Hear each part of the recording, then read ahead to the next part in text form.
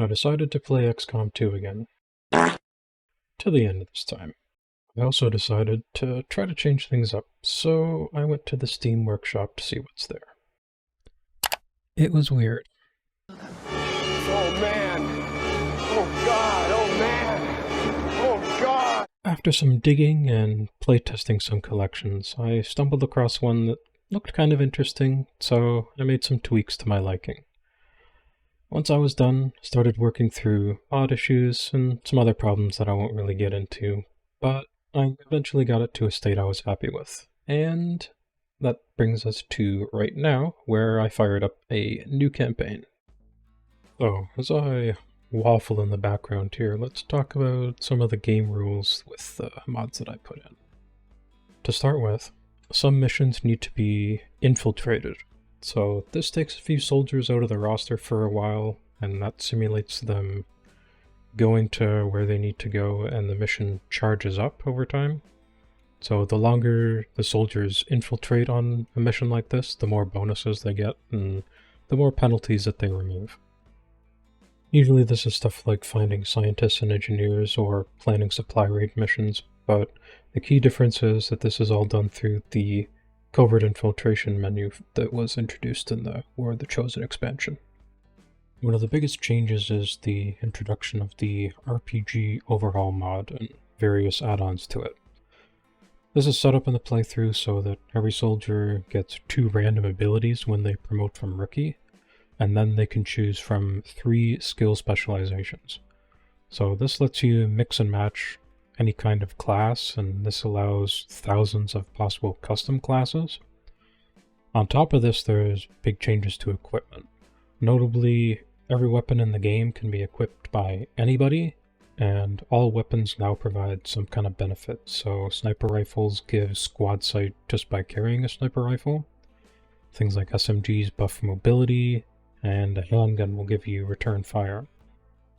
This also applies to enemies that carry these weapons, so if an enemy's carrying a sniper rifle, he's going to have squad sight and be able to shoot from across the map. With that out of the way, let's skip ahead to getting into the first mission.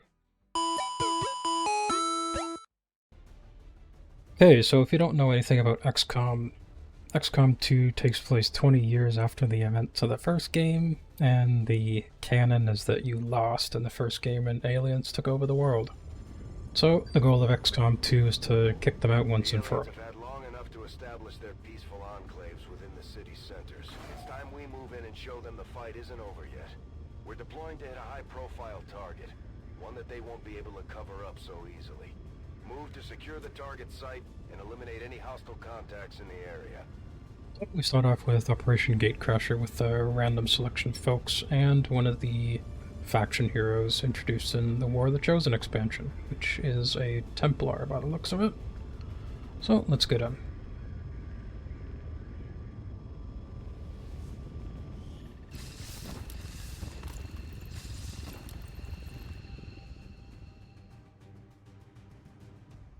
Menace 1-5, we have a confirmed location for the VIP.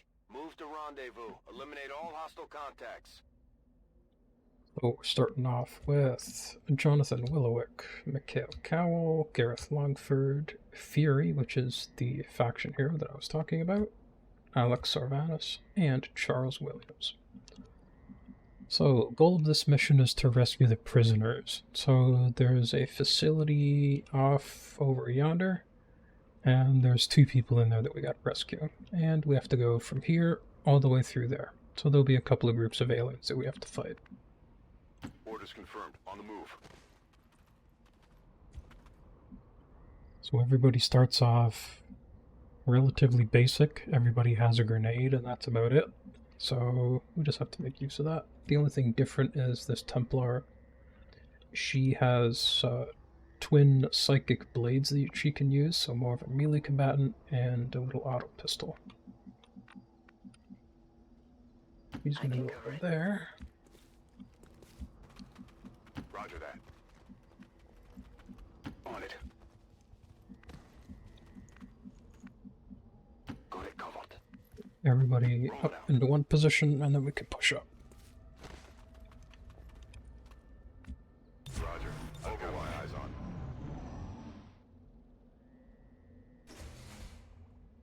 So, Overwatch, if an enemy moves within a certain distance of you, you automatically take a shot on their turn at a penalty.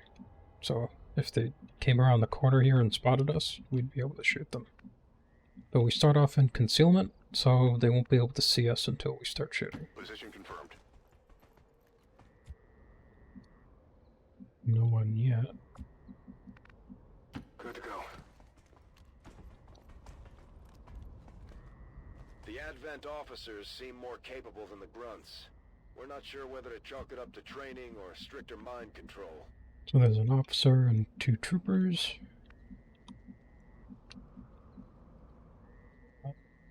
This is probably a decent area to fight in, because there's some heavy cover here, not so much over there, but these 2 positions and a couple of places here. Move. A good decision. Good to go. Spot if you can get there. Can't quite make it that All far. over it. Eyes on the prize.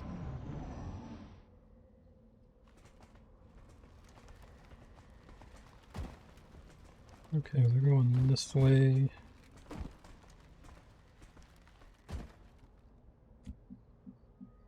A little bit awkward, but there is 3 heavy cover positions there that we can use. Actually 4, so that's probably for the best. Moving out. We can fight them there. Will do. Rolling out. Rolling out. And that means we can have our Templar go right in. Real close.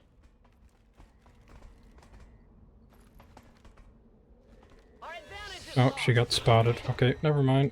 That's not good. These guys make up the bulk of the Advent forces we've dealt with. They're disciplined and well equipped, but their obedience makes them predictable. Okay, well, it's unfortunate, but that's XCOM. So, Willowick, you can see that guy. Okay. This guy's gonna come around here and flank. That kind of sucks. That, the game lied to me, but it's okay.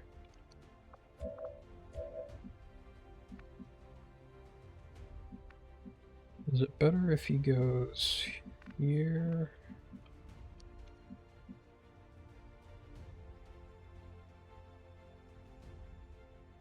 It's for the best if he goes there. Uranus gets his grenade. Where did the officer go?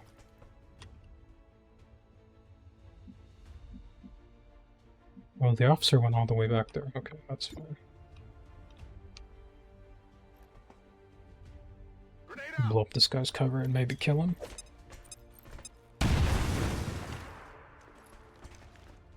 Never mind. Okay. And we'll take a 50%.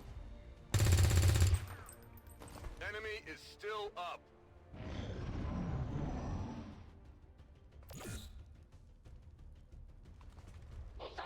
So, officer's gonna mark the Templar and take a shot. Okay.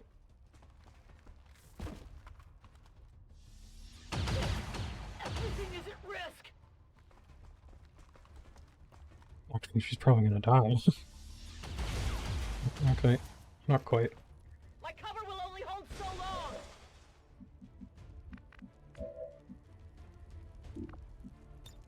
Okay. If we can kill this guy, yep, that'll kill him.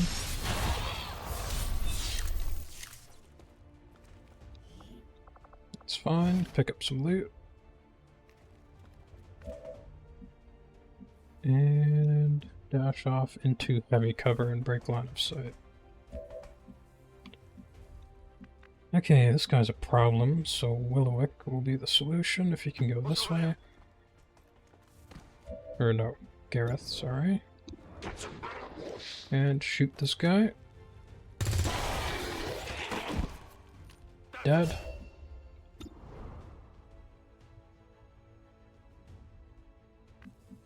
perfect if he could do that for me, so...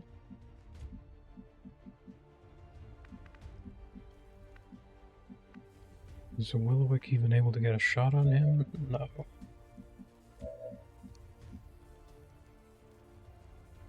Moving to designated coordinates. Servanus goes here. We'll just play some musical cover here. That's affirmative. Let's do this. Okay. Willowick on the way in the back can shoot this explosive barrel that he's hiding behind. And kill him, okay. That works for me. However, that noise is going to draw in some other pods, so we'll see what happens. So we'll put the rest of our guys on Overwatch. I'm on it.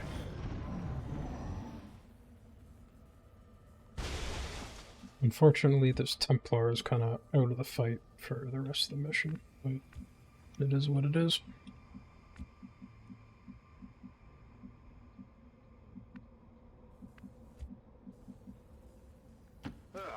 I'm going.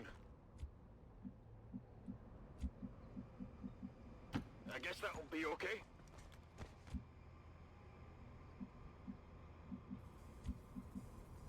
Move into position. Let's get everybody pushed up a little bit.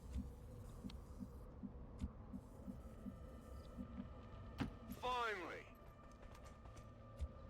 On Overwatch. Moving to Overwatch. We're green to go.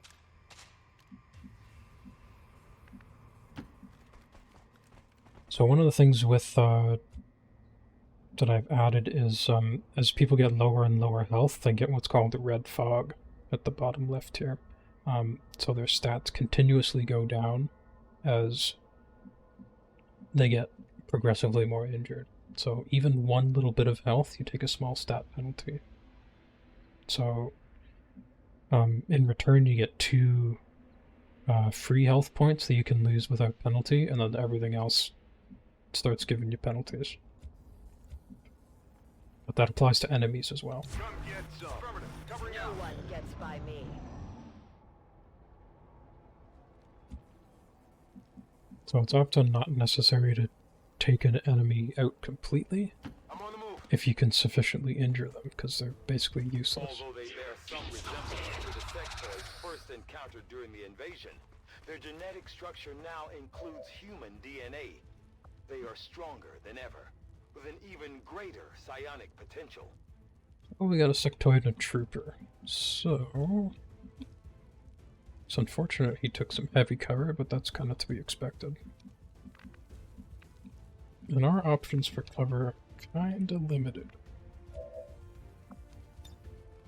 Cal will reach with a grenade? Sorta. I don't know if it'll blow up that wall, though.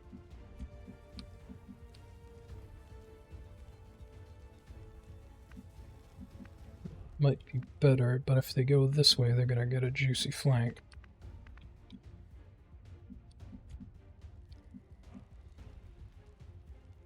Tired of waiting around. Okay, we'll put Willowick there. We'll see. I'm on the move. Try it, and if he gets flanked, then he gets flanked. So, Servanus. Actually, no, he'll overwatch to protect that flank, and Williams will try and get a grenade in there. It's a bit better.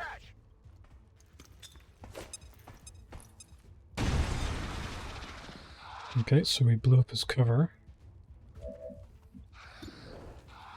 Let's Willowick take a 72. And crit him and kill him, that's good.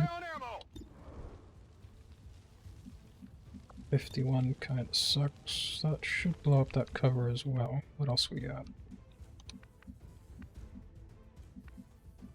I'm trusting you here.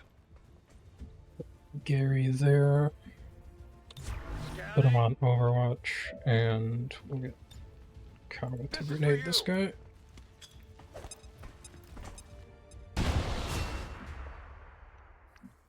And he killed him. Okay, that's fine. Maintaining this area. Moving Overwatch.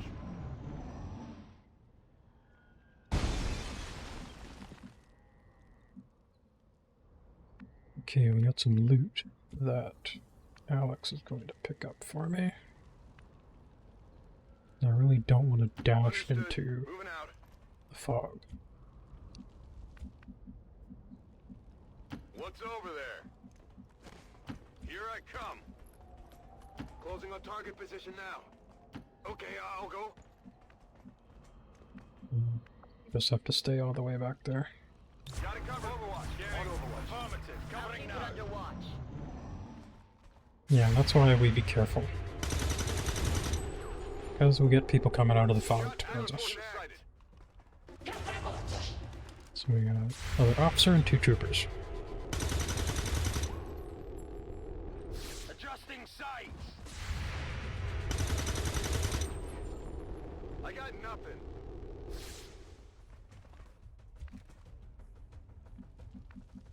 Okay, so the officer went to these crates. That means we can kill him pretty easy. This guy went into heavy cover, and I think the other guy's in here, probably in this heavy cover, or over here. So he's not really much of a threat this red hot second. If I want this loot, somebody's gonna have to dash, though. We'll see how we do. So, Willowick needs to reload. That means he can throw a grenade.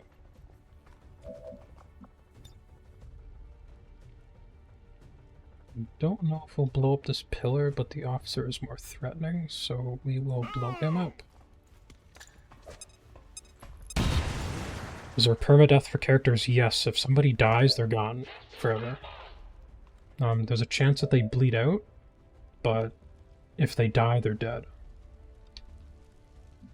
It's clear. Affirmative. Moving out.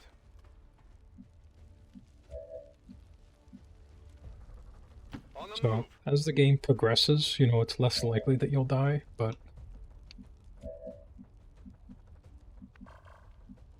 yes. That trooper, what can he do? He's probably gonna take a shot.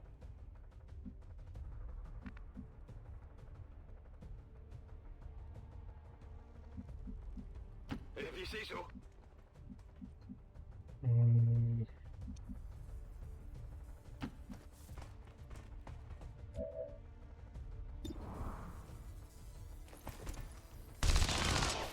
Yeah, we'll just do that. We'd be safe from this trooper because she's really far away. And then we can just take some 30% at this guy. Let's see if we get lucky.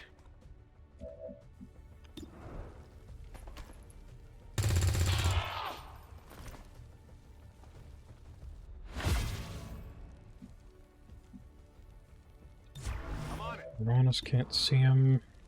Take another 30. Okay. Not even close. Here comes the other guy to get overwatched. Dead. Hostile neutralized. There's just a few dings. Okay. So you can see these 2 bars up here. That's the ablative health or shield health. So Sylvanas, his shield health is gone. Now he's down to his regular health. So he won't be injured at the end of the mission. However, this guy is a pain in the ass. You can probably reach him from there with a grenade and blow up his cover.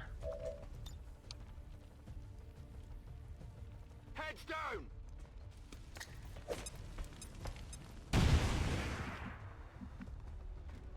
Okay, his cover's gone, so now Oh yeah. we can reload.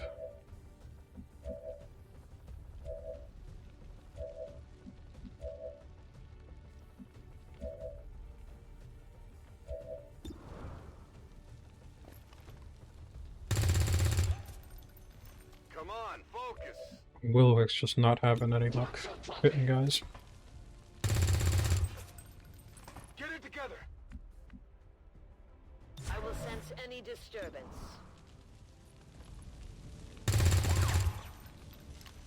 Surely we're not missing all of our shots on this guy that's flanked. Okay. Happy now? Okay, and that'll be all the pods on this mission. So we go this Step way. off.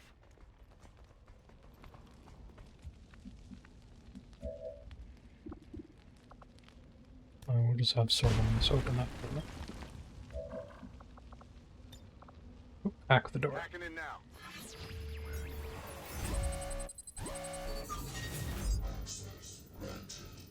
So these don't really matter because we saw the pod before we even got in here. So just tap this. Open the door.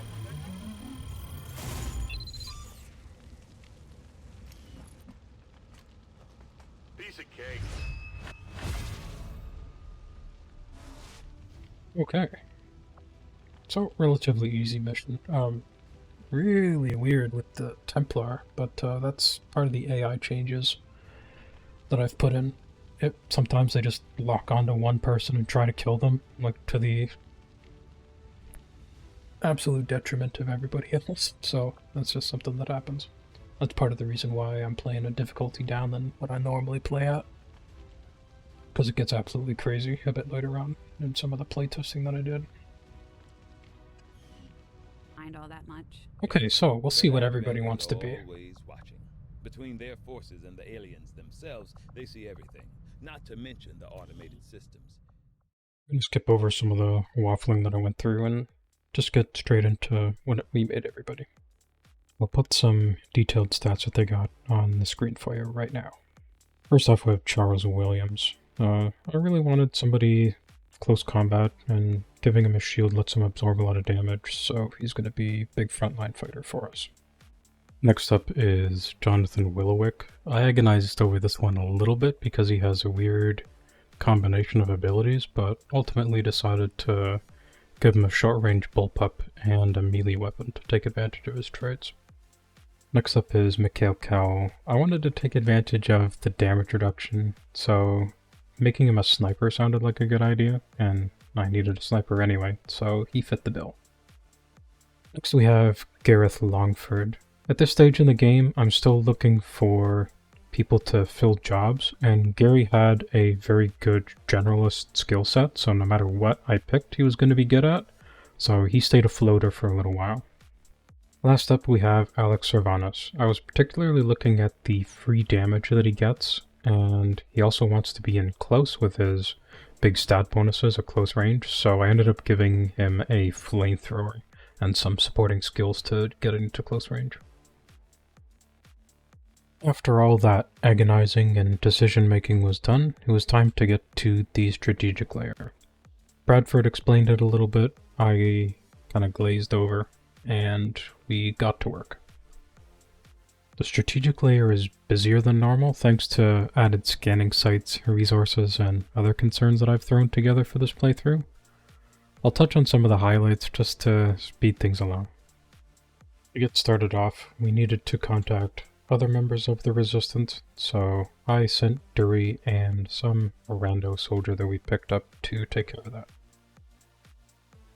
Next up was getting access to the black market. This will let us sell excess items and really come in handy later on. I put Dale Ashcroft and Mark Snow on the case. Last order of business was to decide which scanning site we wanted to get to. We got lucky and got a scanning site for rookies, and personnel is going to be a major component going forward, so I went there first. And before I knew it, we had a new mission.